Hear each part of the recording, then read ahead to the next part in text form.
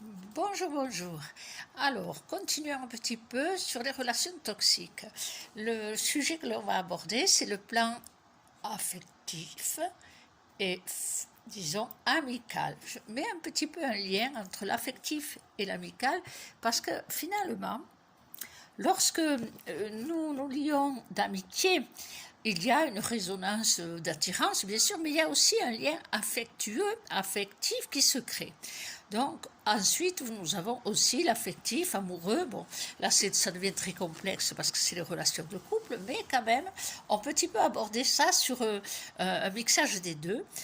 La question à se poser, c'est à part la sympathie qui se génère parfois très très vite, c'est pas sur ce plan-là qu'il faut observer. C'est sur le plan de la longueur.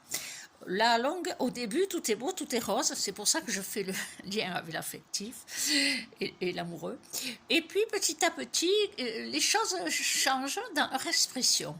Alors, bien sûr, il convient, comme je vous l'ai dit, d'abord vous regardez à l'intérieur de vous. Qu'est-ce qui me convient dans la relation, qu'elle soit sur le plan affectif ou affectueux, le- ou, ou amoureux, mais surtout affectif et amical. Parce que, quelque part, il faut chercher à voir au fond de soi qu'est-ce qui fait qu'avec une personne, on a un sentiment affectueux et on est heureux de l'amitié. Eh bien, au fond de soi, il faut chercher quelle peut être la résonance. Des traits de caractère, ça crée un lien complètement illusoire de sororité, de fraternité. En fait, ça va vous renvoyer au fait, bien évidemment, qu'il va falloir travailler votre relation avec votre sœur, revenir sur ce que vous avez déjà travaillé et regarder si l'écho que vous avez avec cette personne dans votre affection n'est pas une attente de quelque chose qui n'a pas été tout à fait résolu et une attente tout à fait naturelle d'espérer avoir un lien très affectueux, comme un lien de compensation, sans qu'on s'en rende compte, parce que votre cœur n'a pas été nourri du plaisir et de la tendresse d'avoir une relation de cœur à cœur avec votre frère, votre sœur, etc. Donc, sans qu'on s'en rende compte, on fait des transferts, et on transfère sur une amitié quelque chose qu'on n'a pas tout à fait résolu. Alors, pour ce qui est de l'amitié, de très jeune, j'avais l'habitude de me dire, voilà, de l'amitié dans laquelle je suis peut-être trop entière, ça je le reconnais, j'attends peut-être quelque chose.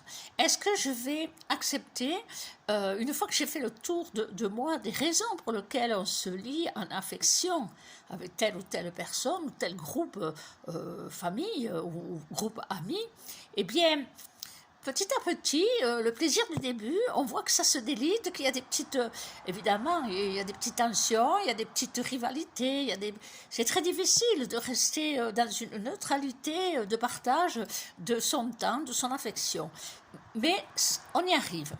Donc, il faut déjà déterminer au fond de soi cette amitié, cette affection, bien, elle crée un lien dont j'ai eu besoin, dont je suis encore, comment dire, j'ai encore faim.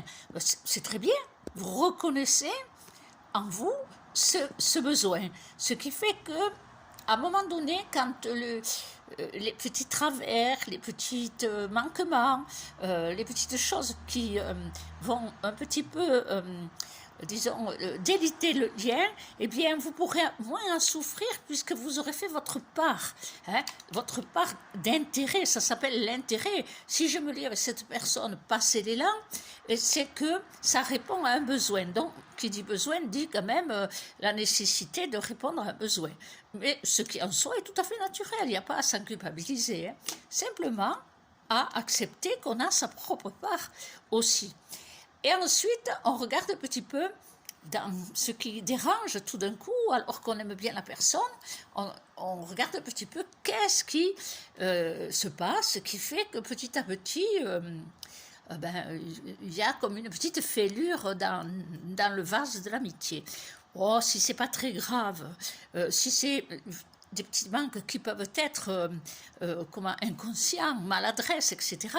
Le principal, c'est bon, déjà d'accepter que l'ami n'est pas parfait, hein, nul n'est parfait, on ne l'est pas non plus. Et puis aussi de se dire, voyons, est-ce que c'est un passage difficile chez cette personne qui fait que je ne réponds plus non plus à ses attentes, parce que si moi j'ai des attentes, elle a des attentes, hein, aussi vis-à-vis de vous. Donc, si je réponds pas, c'est pas grave, c'est pas mon centre du monde. Voilà, il faut dire, je peux pas être le centre de son monde et je ne suis pas, elle n'est pas non plus le centre de mon monde. Donc, ce qui est dangereux, c'est ça. C'est dans des amitiés où c'est trop collant, c'est trop l'un sur l'autre, c'est trop tout le temps. Il y a quelque chose qui se passe qui n'est pas une perte d'autonomie, de liberté, et qui n'est pas correcte, mais dans les deux sens. Alors, on commence à observer un petit peu le manque que ça provoque, la souffrance que ça peut faire, la défaillance de la personne, que l'on considère comme une amie, et en fait on se rend compte que c'est une relation, hein, c'est une relation, donc on recadre les choses, ça passe dans le plan relationnel. Si ça reste dans le plan affectif, affectueux, amical, voilà, si vous respectez que vous n'êtes pas le centre de son monde, comme la personne n'est pas le centre de votre monde, eh bien, c'est véritable amitié tout à fait libre.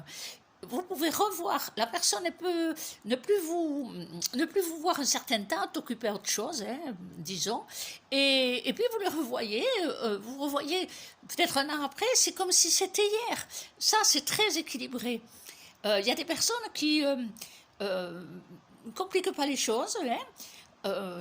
C'est très masculin d'ailleurs, plus que féminin, ou alors un féminin très indépendant, qui font qu'ils ne se voient pas pendant 1 an, 2 ans, un coup de fil, ça repart comme si c'était hier, on se voyait hier, à part qu'on dit alors qu'est-ce que c'est devenu, etc. C'est simple, et c'est simple. On va plutôt devoir regarder là où, tout d'un coup, en amitié, en affection, les choses ne sont plus pareilles et dont on souffre. C'est ça qu'il faut regarder. Mais ce n'est pas l'autre qui veut vous mettre en souffrance. À moins que vous ayez une preuve vraiment A plus B, que la personne que vous aviez donné l'amitié vous trahit, est incorrecte dans ses propos, et que c'est vrai, pas parce qu'on vous le dit, hein. Vous allez la trouver, vous dites, voilà, c'est simple, je sais que, il n'y a plus d'amitié. C'est tout simple, il n'y a plus d'amitié. Et à ce moment-là, se libère en nous une certaine dynamique énergétique qui a un lien avec la dynamique de l'amour, bien sûr dans une gamme, non pas l'amour, hein, mais l'amour affection. Eh bien, à ce moment-là, on est prêt à rencontrer, à laisser la vie nous faire rencontrer d'autres groupes, d'autres amis, et recréer des liens qui vont se tisser différemment parce que on aura évolué, on aura grandi, on sera moins dans l'attente et on sera moins dans l'exigence, parce que souvent c'est l'exigence, et votre éthique n'est pas forcément l'éthique de votre ami. Je vais vous raconter une anecdote pour comprendre. C'est un couple, lui il est assez insupportable, lui il était bon, maintenant il est âgé, mais il était assez insupportable de caractère, et elle était amoureuse, il y avait 25 ans d'écart, mais l'amour était là, aucune importance. Mais lui, il savait que tout le monde, plus ou moins, jugeait le couple parce que 25 ans d'écart, etc., etc. Donc, les choses pour moi étaient simples. Beaucoup d'affection, compréhension de son caractère, et voilà-t-il pas qu'on se retrouve à tous réunis, plusieurs amis ensemble, et dans une pizzeria. Et là, il a été affreux, bien sûr, provocateur. Et moi, je mangeais tranquillement ma pizza sans m'occuper de le tollé général, puisqu'il ne lui parlait pas bien. Elle disait rien parce qu'elle savait qu'il faisait exprès pour provoquer il savait aussi ce que pensaient tous les autres sur le fait de la différence d'âge. Eh bien, moi, je mangeais ma pizza tranquille, le tollé entre lui et tous les autres. Oui, mais t'as vu comment tu lui parles, etc., etc. Vous imaginez la conversation. Elle qui dit rien, et moi, à l'autre bout de la table, qui mange ma pizza. Au bout d'un moment, ce coquin, il s'est penché, il m'a regardé, il a dit « D'accord, mais Nelly, tu dis rien, toi ?» Alors j'ai levé la tête et je lui ai dit « Non, mais je sais comment tu es, il n'y a aucune surprise à cela. Alors arrête de faire l'andouille, on se parle comme ça dans le sud, arrête de faire l'andouille, mange ta pizza et ne casse pas les pieds. Et puis vous tous, arrêtez de marcher, il vous fait marcher. » Il a ri, il a dit « Ben oui, elle me connaît. » En fait, c'est pas que je le connais, c'est que je connais son caractère et je savais qu'il avait cette côté assez horripilant, c'est sûr, de provoquer parce que il aimait ça, quoi. Et donc, j'avais accepté dès le début. Elle l'aime, il est comme ça. C'est pas mon problème, c'est le sien. Et je préférais en rire. Hein. Et c'est d'ailleurs pourquoi jamais me provoquer. Il me provoquait personnellement parce qu'il a compris que j'avais compris, puis que sincèrement, je m'en fichais. Hein. Si elle l'aime, c'est sans problème. On n'a pas à juger des élans de cœur des autres, d'accord? Bien. Alors, ça, c'est une petite anecdote révélatrice de la manière de prendre les choses, mais d'en avoir la perception aussi. Après, vous avez des situations dans la relation amicale qu'il faut aussi apprendre à discerner. Je dirais ça, comment expliquer? C'est dans une notion d'équilibre. Vous avez une amitié, vous partagez, qu'est-ce que vous partagez? D'abord, qu'est-ce que vous partagez? Vous êtes là, vous l'écoutez, est-ce que vous passez un bon moment avec, ou vous riez, ou vous partagez des idées générales sur plein de choses, et puis juste pour le plaisir d'être ensemble. Ça, c'est bien. Mais vous avez des amitiés qui deviennent toxiques. Et ces amitiés toxiques, c'est que vous voyez la personne, elle vous raconte sa vie, elle lâche travers, bien sûr, c'est jamais des choses joyeuses, et puis vous écoutez parce que vous aimez bien la personne, et puis au bout d'un moment, elle part, vous êtes pompé, vous êtes épuisé, et vous en avez marre. Mais le problème, c'est qu'à un moment donné, tout simplement, à un moment donné, vous réalisez qu'il n'y a pas d'échange, que la toxicité, c'est le fait que vous êtes une oreille qui écoutez et que vous en avez marre. Est-ce qu'il y a du partage? Est-ce que vous pouvez? Alors, bien souvent, non. Il faut être honnête. Bien souvent, la relation toxique, c'est des mangeurs d'énergie. Ils vont mieux, ils s'en vont et on est moins bien. Alors, on a une éducation, je vous en avais parlé déjà, je pense, qu'on n'ose pas dire. Va falloir oser dire, hein. Parce que, sincèrement, les jeunes, ils donnent des leçons. Quand ça ne va pas, ils le disent souvent, à moins d'avoir une grande timidité. Mais dire, ça fait 3 fois que tu me le répètes. Là, tu me fatigues. Et bon, c'est difficile dans d'autres régions. Nous, dans le sud, c'est plus facile. Et encore que ça a changé, les gens, ils sont un peu coincés pour le dire. Ah ben non, notre vie, elle est trop courte pour s'enquiquine. Je t'aime beaucoup. Hein, vous dites, je t'aime beaucoup, mais il faut que tu arrêtes. Tu tournes en rond dans ton histoire. Je ne t'apporte aucune solution si je ne suis qu'un tambour sur lequel, ou un seau sur lequel tu déverses ton stress. Demande-moi si je suis d'accord. Si je suis en forme, je te dirai oui. Vas-y, je t'écoute, et vous trouverez le rire de la situation. Mais si vous n'êtes pas en forme, parce que vous avez vos soucis aussi, hein, eh bien vous dites non. Je veux dire, arrête, n'entame pas cette conversation parce que je ne peux pas t'écouter. Tu m'épuises. Ah ben c'est vrai que tant pis, c'est pas de l'amitié. Hein. Il dit oui, je suis désolé, et ça recommence. Et derrière, il vous resserve le plat. Eh bien non, il veut dire stop. Tu dis, tu es désolé, mais tu recommences. C'est du poison énergétique. Et oui, mais personne ne vous oblige à l'avaler. Il faut savoir dire stop. Vous perdez quoi, vous faites? Une relation toxique, vous perdez rien. Hein. Vous vous reconstruisez. Il va falloir que ça rentre, ça. vous ne perdez rien. Vous ouvrez des champs du futur, des champs possibles différents. Si vous restez dans une relation toxique et que vous en plaignez alors que vous renouvelez tout le temps le schéma, parce que vous n'êtes pas capable de dire à la personne, on va arrêter, même s'il faut, si tu continues, on va arrêter la relation carrément. Ouais, mais c'est dégoûtant ce que tu dis, t'es méchant, t'es méchante. Mais non, je suis réaliste. Il va falloir atterrir, d'être réaliste, et pas le pays des bisounours, il faut que je l'écoute, parce que je ne peux pas la blesser en disant ça, il y en a marre. Hein, et c'est pas le chemin, ça. Vous le faites une fois, oui, je l'écoute, allez, le pays des bisounours, une fois, deux fois, comme les gosses, hein, le troisième, vous dites gentiment, c'est tout. Voilà, je voudrais t'interpeller. Pour moi, tu viens, je t'aime beaucoup en plus, mais là c'est trop, je peux plus. Je peux plus. La relation est toxique. Alors, j'aborde pas le sujet des couples parce que ce serait un sujet tellement ample. Hein. Écoutez votre âme. Écoutez votre âme. Pour répondre à une question, oui, c'est votre âme qui va mettre un stop. Et il va falloir l'écouter. Les personnes qui sont d'un coup dans le ressenti, qui ne peuvent pas expliquer, qu'il faut qu'ils fuient une situation, et particulièrement dans une relation de couple, eh bien, c'est l'âme qui leur induit le danger.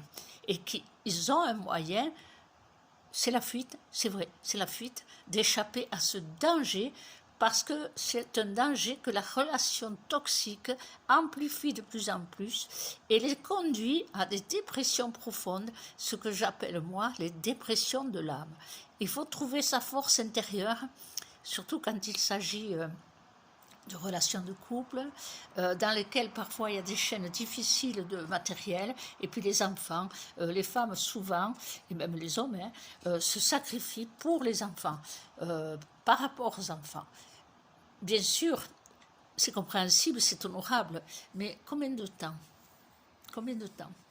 Autant quand ils sont petits et qu'on voit la difficulté de dire je romps la relation toxique familiale, maritale, eh bien, moi je dis qu'il faut préparer la sortie avec honneur, c'est-à-dire faire en sorte de gagner son indépendance en faisant les choses du plus possible et du mieux possible, de son côté. Si l'autre de l'autre côté ne le veut pas, à un moment donné, la roue de la vie va s'exprimer et donner à celui qui essaie de faire les choses bien des possibilités de porte de sortie. Vous voyez que c'est vaste, on ne peut pas aborder ça tout de suite. Dans la relation affective, affectueuse et amicale, eh bien, on a cette liberté du choix.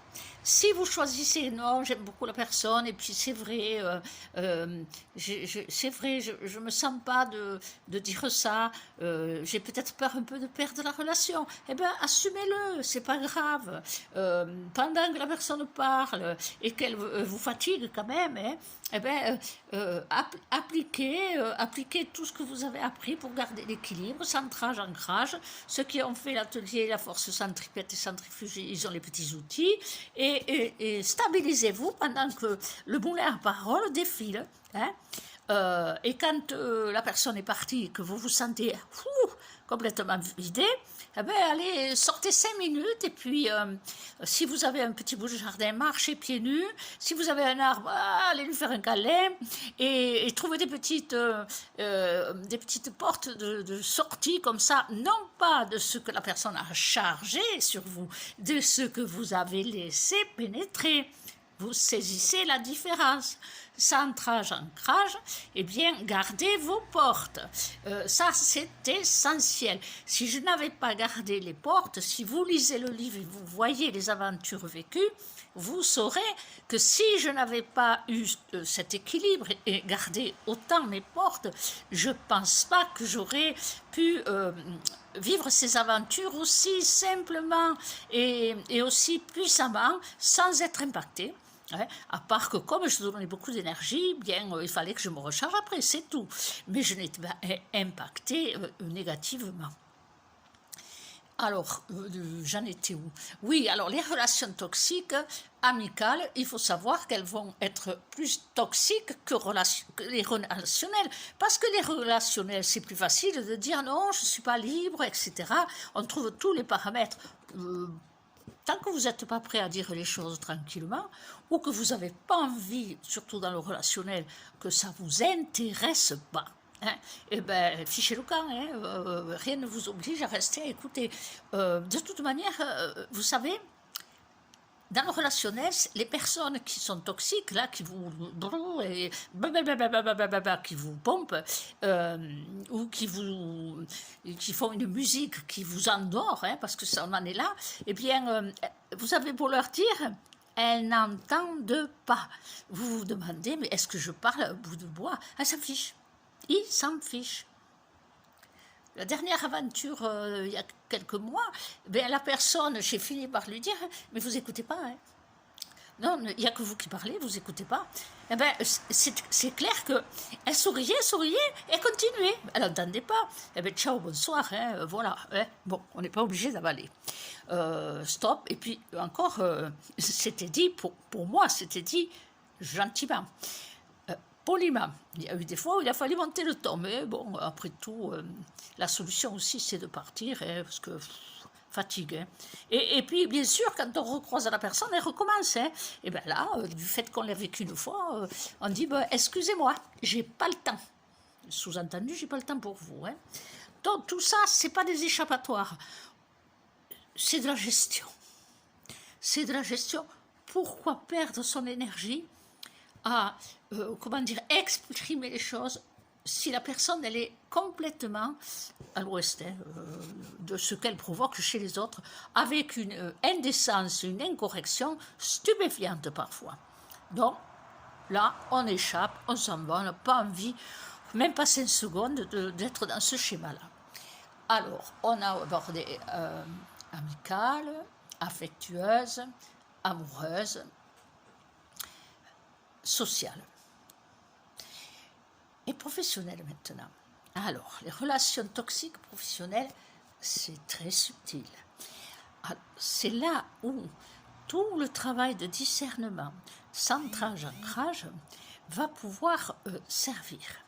C'est-à-dire que dès l'instant où les relations sont toxiques sur le plan professionnel, il faut vraiment garder ses portes et il faut non pas rentrer dans le mouvement que crée l'autre.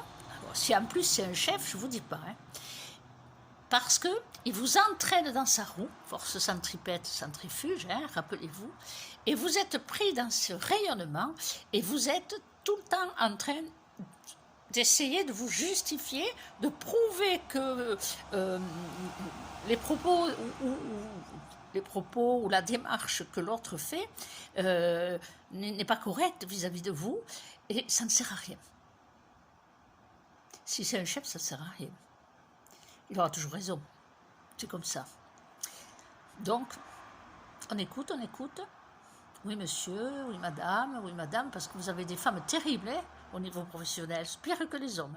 Eh bien, oui, vous n'en pensez pas moins. Vous essayez au fond de vous de dire, bon, jusqu'à quelle limite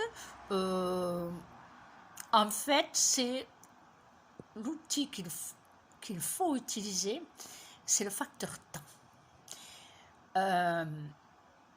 Une relation toxique dans le professionnel, soit c'est quelqu'un qui veut vous éjecter ou qui veut montrer que vous êtes incapable, ou quelle que soit la raison, il faut être observateur.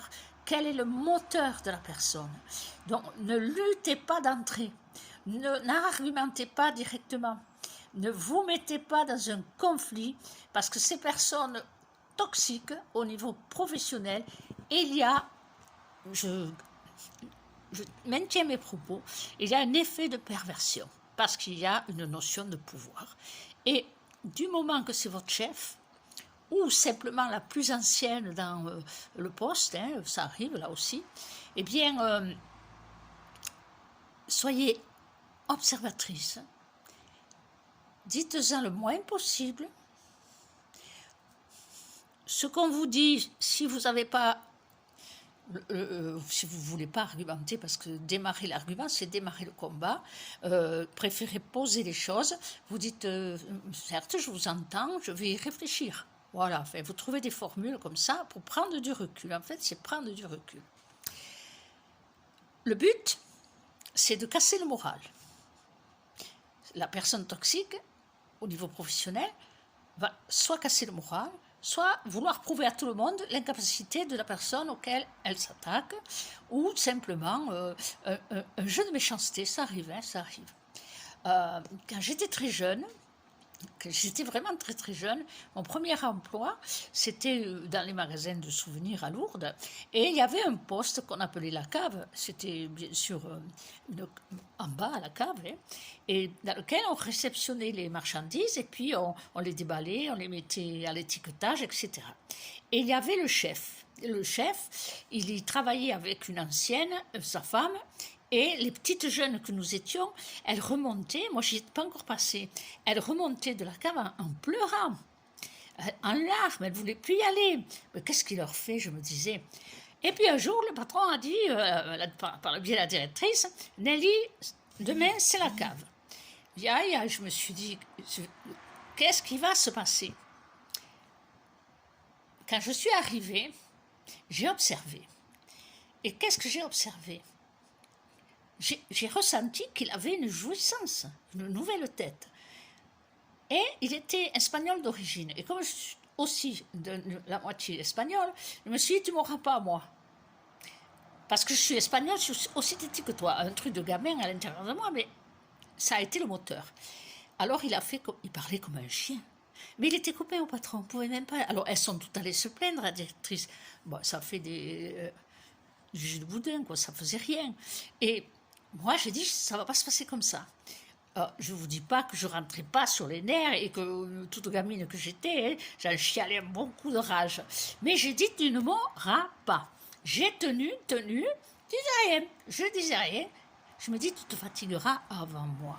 C'est ce qui s'est passé. À un moment donné, il a dit, il a fait un truc, je ne sais plus me rappeler, mais vache, quoi, dans le ton, dans la forme. Et ça, c'était tellement énorme que j'ai éclaté de rire. Et lui, il m'a regardé, il m'a dit, t'as du caractère. Et je lui ai répondu, je suis espagnole, comme vous. Ça l'a fait rire. Fini. J'étais la seule qui m'était passée à la cave. Et en fait, il était très gentil. Derrière son caractère terrible, il était gentil quand même. Mais quel caractère d'espagnol dur! Je croyais voir mes cousins catalans. Pardon, catalans. Mais c'est incroyable ce jeu. Ah, c'était un jeu de pouvoir. Et voilà, c'était bien une jouissance. Et il avait une femme qui était un amour. Et c'est vrai que je me disais au début où on me cherchait, je me disais, quand même, il est marié avec cette femme, c'est un amour, c'est un ange sur terre. Il ne peut pas être pourri, le gars.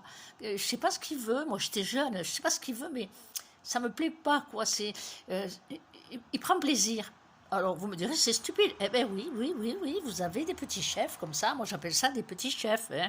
Et ils ne seront jamais des patrons, ils ne seront jamais des grands chefs, ça c'est sûr, parce qu'ils ne savent pas générer du positif dans leur propre cercle. Une fois qu'on a compris ça, on sait comment se comporter. Et finalement, tout s'apprend à garder l'équilibre et garder ses portes. Si vous rentrez dans le jeu de l'autre, vous allez faire un état dépressif et il a gagné. Je ne dis pas que c'est facile. Mais heureusement que je ne me suis jamais confrontée après à des personnes qui allaient trop loin. Parce qu'avec mon caractère, je peux vous dire que... et le fait de ressentir les énergies, je pouvais taper pile dans le point qui leur faisait mal personnellement, s'il m'avait attaqué.